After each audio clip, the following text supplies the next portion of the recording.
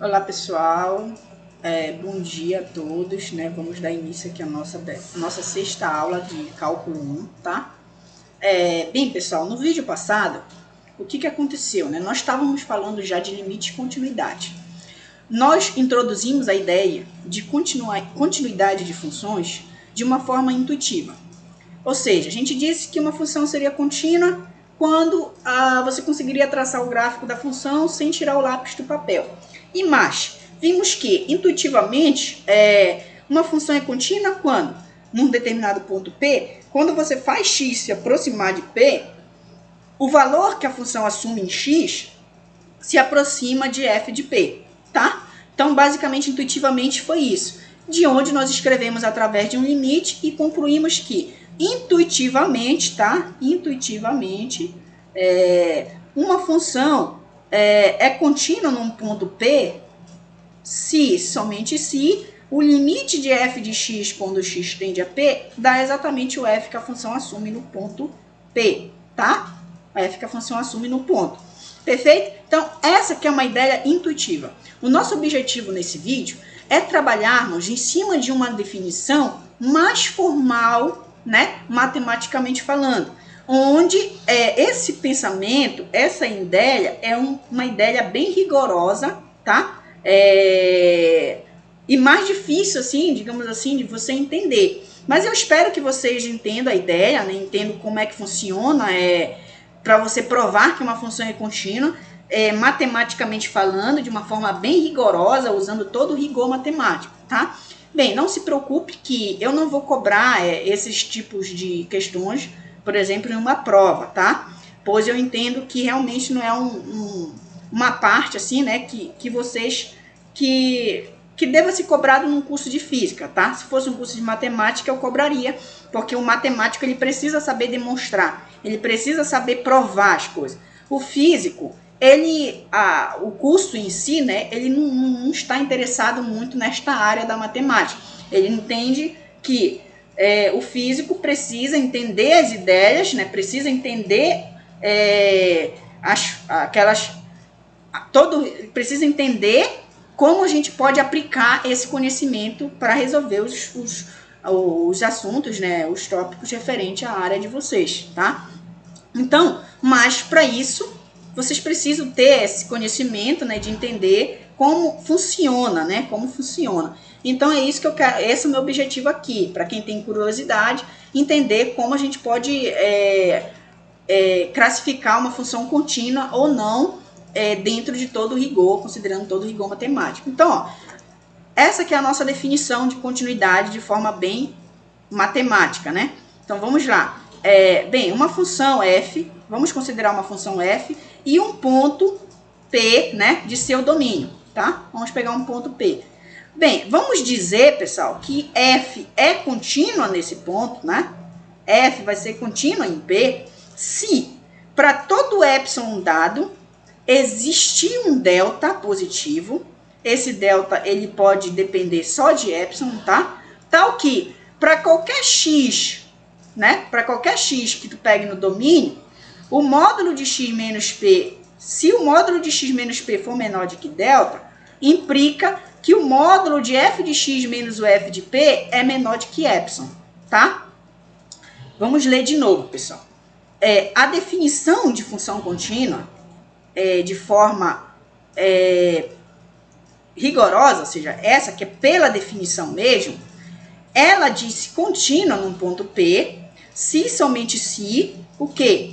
Para todo epsilon dado, esse epsilon ele é dado, tá? Existe um delta, isso aqui significa existe, tá?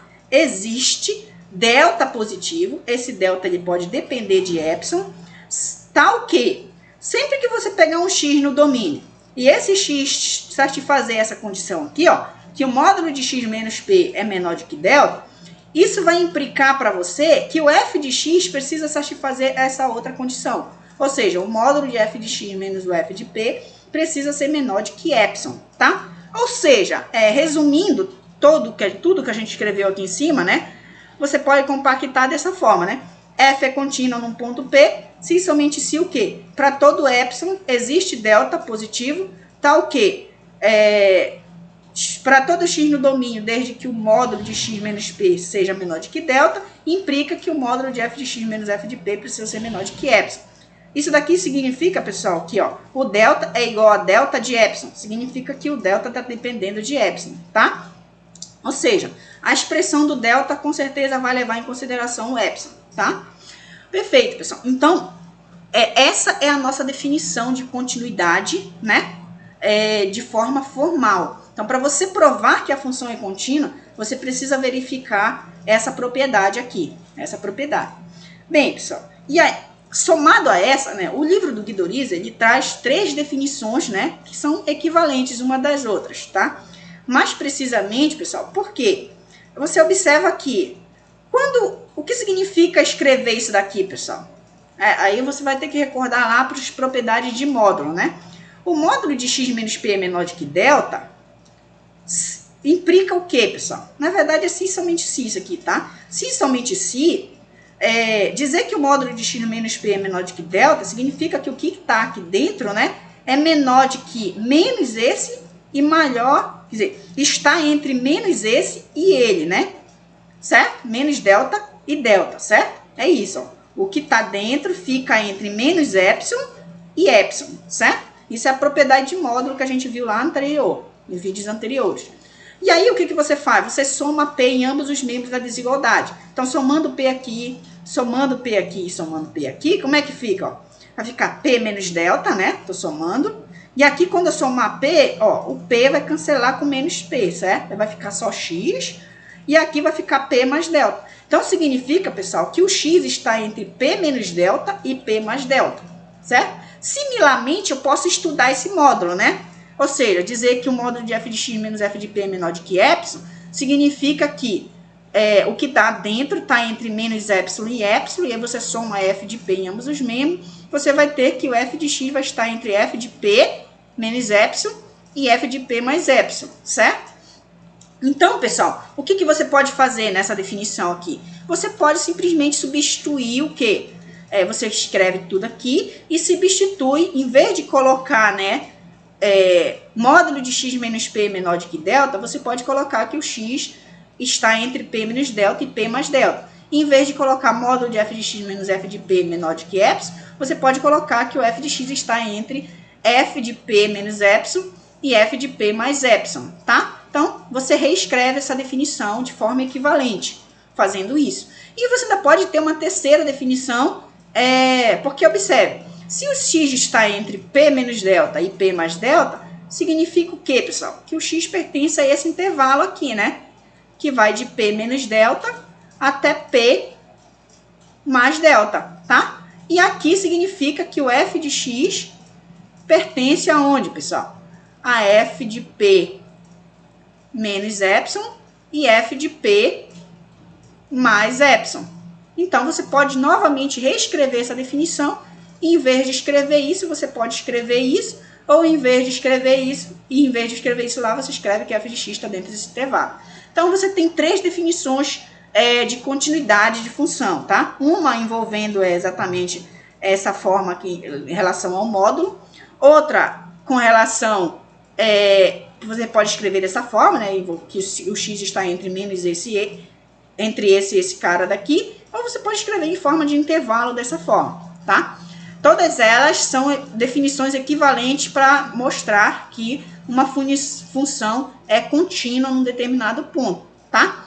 Mas eu aposto que eu li exatamente tudo isso daqui e vocês não entenderam muita coisa, tá? Bem, essa aqui é a definição escrita, né? Vamos entender como essas definições geometricamente. O que a gente está querendo dizer quando a gente afirma isso daqui, ó? Função é contínua se somente se isso acontece. Bem, observe, pessoal. A ideia é o seguinte. Você vai pegar um ponto P do domínio. Então, imagine que esse P está aqui. Você calcula o F desse ponto P. Então, está aqui o F de P, tá? Aí, a definição diz o seguinte, olha. Para todo epsilon dado, tá? Então, ó, você pega um epsilon positivo. Então, imagine que esse epsilon ele vai ser um número positivo, tá? Então, imagine que esse epsilon tenha esse comprimento, tá? É uma distânciazinha positiva, tá? Então, imagine que o epsilon tenha esse comprimento. Então, se o f de p está aqui, pessoal, onde vai estar o f de p mais epsilon? vai estar acima aqui, né? Porque eu estou somando uma parcelazinha positiva, tá? Então, o f de p mais epsilon vai estar aqui acima. E quando eu subtrair epsilon, claro que o f de p menos epsilon vai estar aqui embaixo, né? Porque eu estou subtraindo uma parcela positiva de f de p. Perfeito? Então, você tem esse intervalo. O que a definição diz? Ó, sempre que eu dou esse epsilon positivo, eu preciso determinar delta. Então, observe. Você meio que leva aqui, né? Aqui. E aí, você vai determinar um delta positivo também. Imagine que esse delta tenha esse comprimento, tá? Esse daqui seja o comprimento delta. Ó, delta. E aí, você vai ter um outro intervalo. Se o P tá aqui, P mais delta vai estar mais aqui, né? Eu estou somando delta um valor positivo. E P menos delta vai estar para cá, certo? P menos delta. Então, tá aqui. Então, você constrói, pessoal, um outro intervalo, né? Aqui no domínio. Observe que esse intervalo daqui, ele tá no contradomínio, esse intervalo aqui tá no domínio, tá? Então, esse intervalo aqui, ele vai da onde, pessoal?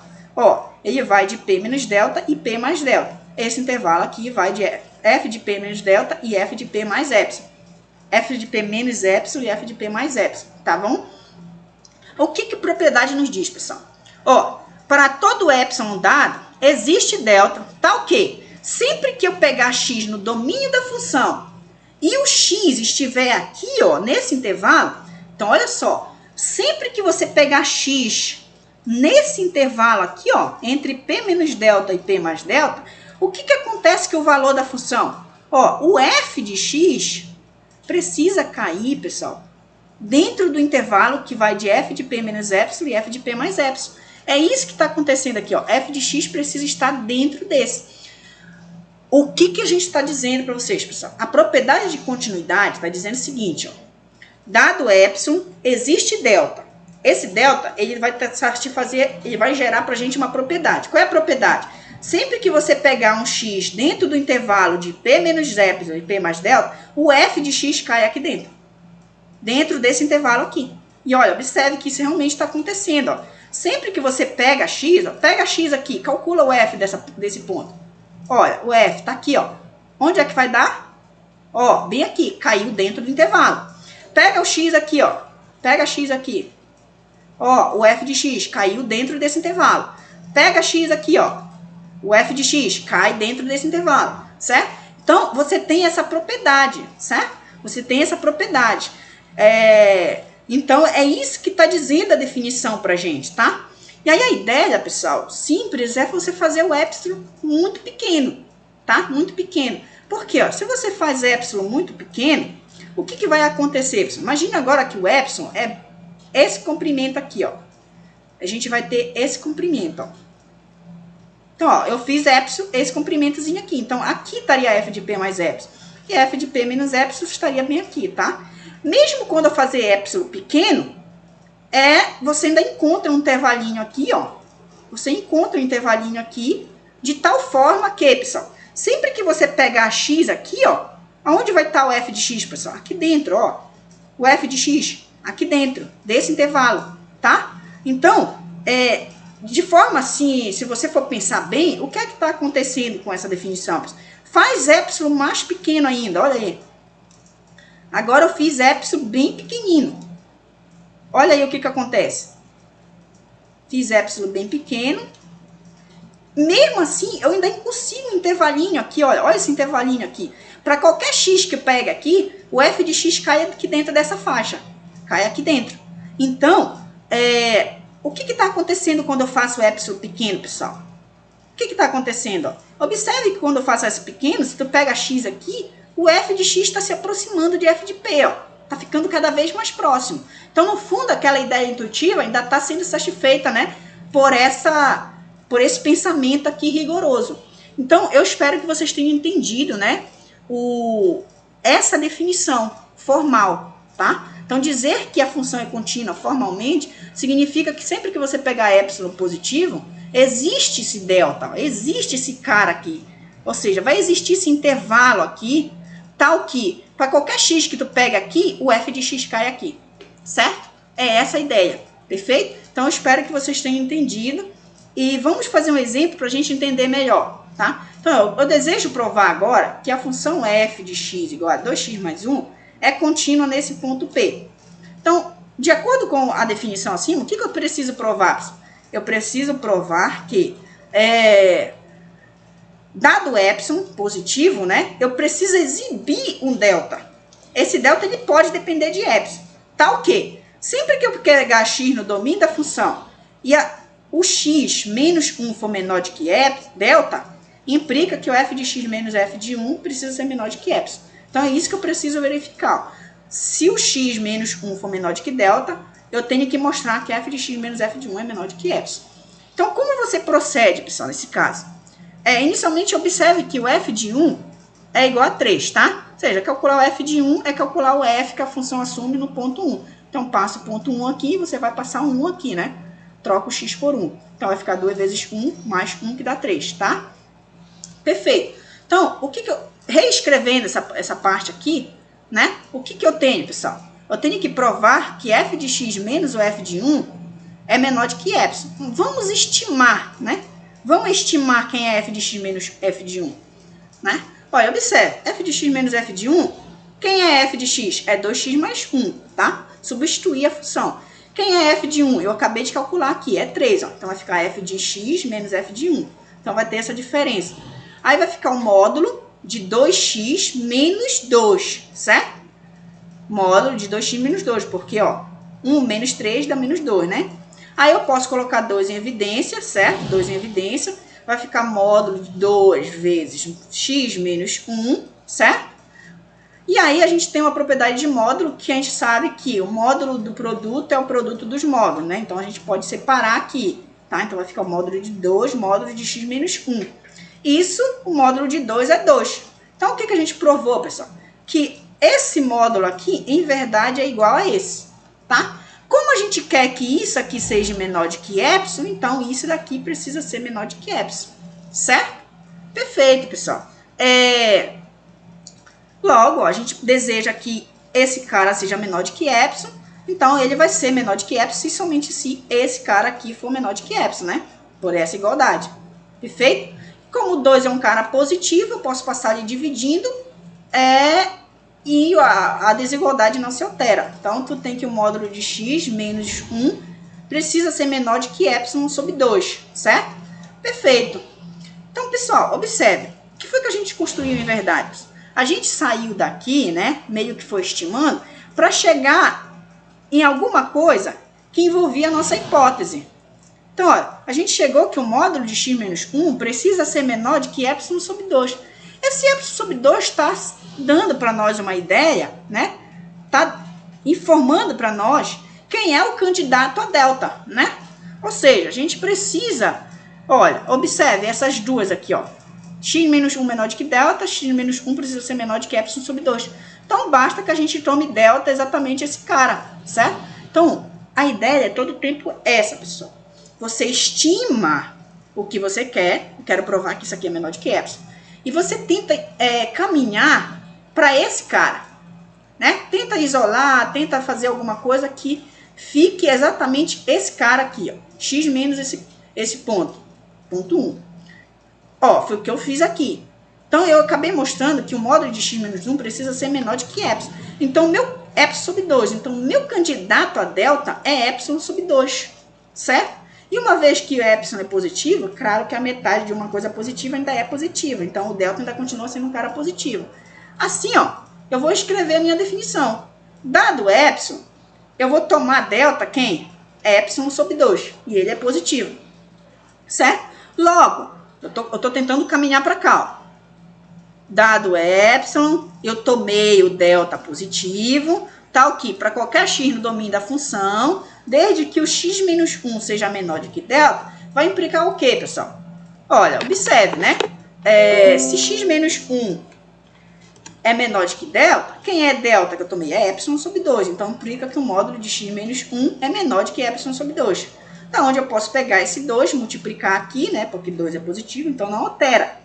Então, estou multiplicando tudo por 2. Então, você tem que 2 módulo de x menos 1 é menor do que epsilon.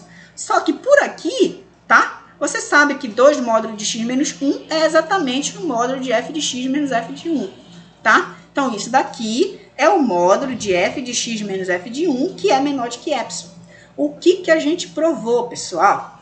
O que a gente provou? Eu provei o seguinte, que dado um epsilon qualquer, eu tomando delta igual a epsilon sobre 2, sempre que o módulo de x menos 1 é menor do que delta, implica que o f de x menos f de 1 é menor do que epsilon.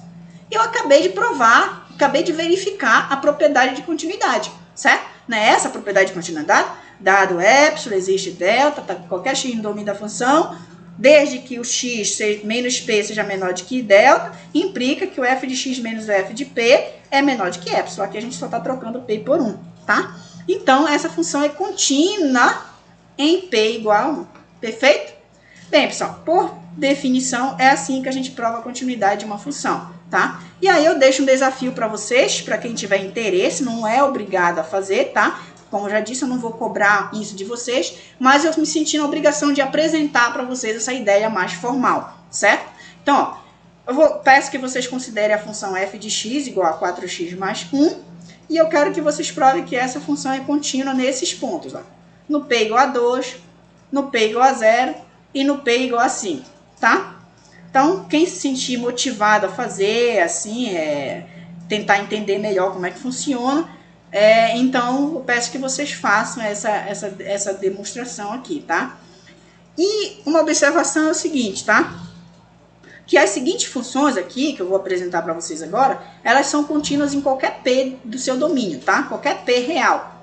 A função constante, ela vai ser contínua sempre, não importa o p que você pegue, tá? Você basta olhar para o gráfico dela, né? O gráfico da função constante, por exemplo, né? Você vai ter aqui, e a função constante ela vai ser uma reta assim, né? Que vai cortar exatamente no ponto K que você desejar, tá? Então, ela é uma função que você traça o gráfico dela direto, não ela vai ser contínua, mas você pode mostrar isso formalmente.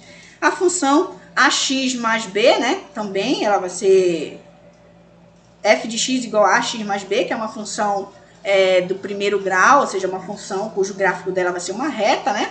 Então, você sabe que ela vai ser assim, né? Vai fazer assim. Então, você consegue traçar o gráfico dela, dependendo da reta, a inclinação dela vai mudar. Mas você vai conseguir traçar o gráfico aí de uma forma bem simples e a função vai ser contínua em qualquer ponto do seu domínio, tá? E assim como a função é quadrática, né? A função quadrática também vai ser uma função contínua, né? A gente sabe, o gráfico da função vai acabar sendo uma parábola, né? Não necessariamente na origem, pode estar assim, mas o gráfico da função vai ser uma função contínua, tá? Então, uma função da forma ax quadrado mais bx mais c vai ser contínua em qualquer ponto do seu domínio também, nesse caso, tá? Em verdade, pessoal, qualquer função polinomial vai ser vai ser uma função contínua, você consegue mostrar isso, tá? Mas eu já vou dizendo logo para vocês. Qualquer função do tipo, por exemplo, f de x igual a x a1, coloca assim, né?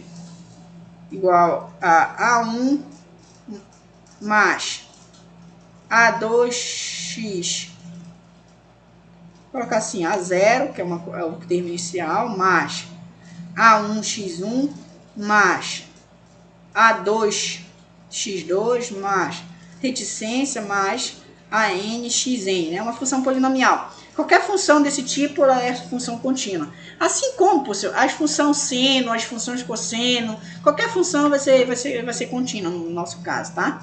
Então, o nosso vídeo fica por aqui. Eu espero que vocês tenham entendido, pessoal, essa ideia, né, que eu queria passar para vocês de funções contínuas. E até o nosso próximo vídeo, tá?